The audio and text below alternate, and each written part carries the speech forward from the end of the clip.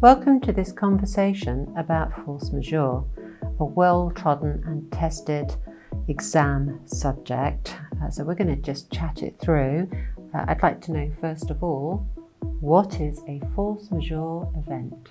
Yeah, well, hello, Andy. A force majeure event is about a major disruptive event that could occur in and around the world. So the word's force majeure, French for major force, sometimes perhaps wrongly referred to as an act of God. It's not meant to have any religious connotations. It's about these very large-scale events that are beyond human control. So you take, for example, an earthquake that occurs, and now a supplier is unable to deliver goods to your organisation. Who's at fault?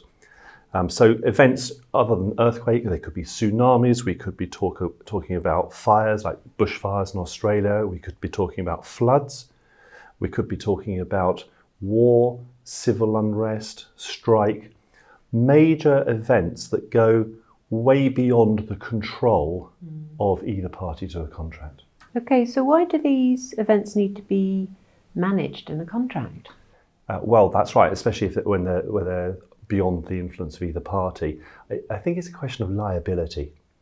If my supplier is unable to deliver to me goods, then who's at fault?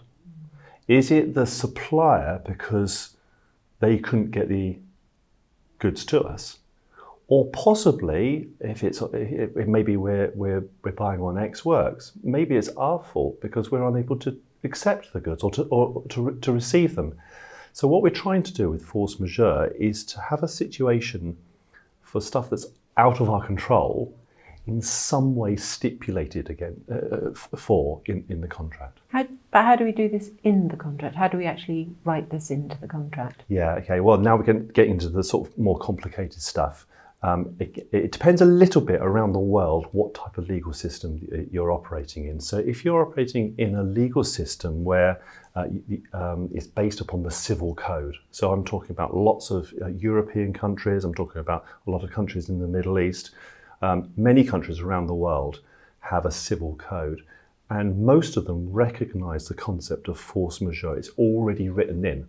So it's just a simple matter of claiming that force majeure. So for example, during the pandemic, there were a lot of Chinese suppliers who were issued certificates by the Chinese government to claim that they were subject to a force majeure event. But not all legal systems are based on a civil code. You take something like English law, which is obviously a very popular law around the world, and lots of other legal systems that are based around English law, they don't recognise. There's nothing stipulated in English law about force majeure. So to deal with that, you have to have a force majeure clause, which is where the two parties to the contract have agreed how they will deal with a force majeure. Having put together very many force majeure clauses myself, and I know you have, is there anything you would like to keep out of a force majeure clause? So you wouldn't want in the force majeure clause. What don't you think is acceptable? Okay, well, first of all, be very, very careful not simply to copy and paste. Okay, so and I have to say, in early parts of my career, I would just copy and paste a force majeure clause from one contract to another. You've got to really read it and be very careful about it. And there are two elements, I think, to look for in the force majeure clause. The first is actually the clause itself. It's stipulating what will happen if a force majeure event was to occur, what happens to the liability of both parties. Usually it's like an exemption clause. Both parties are exempt if force majeure is recognised. And then you have a period of time. So you must you can't have this open-ended. You need to have this time-bounded.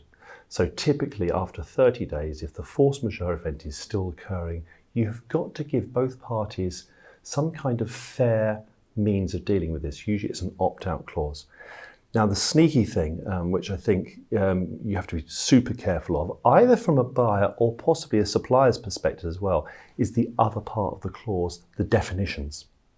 Because force majeure isn't recognised in some legal systems, like English law, it's not specifically recognised, and therefore it has to be explicitly agreed in the contract. You need to look very carefully at what the defined occasions that constitute force majeure are. So back in 2020 and 2021, we both know we had several corporate clients running around trying to update their force majeure definitions, because they suddenly realised, trying to negate the pandemic. We haven't got the pandemic written in as a defined force majeure event. It's clearly of a type of force majeure, but if it's not defined and in line with the clause, it doesn't count in a court of law. And I have known situations, and I've seen this amongst some clients, they have a beautiful force majeure clause, but they have forgotten to put it as a defined term and keep it defined in the contract. And of course, that's a major failing. I do remember actually one time I saw a clause and it said on there, force majeure will include industrial disputes, strikes, and actually anything else that will prevent us from carrying out the contract. So that got deleted fairly quickly. Anyway, thank you very much for that explanation, and I hope this conversation helps you with your examinations.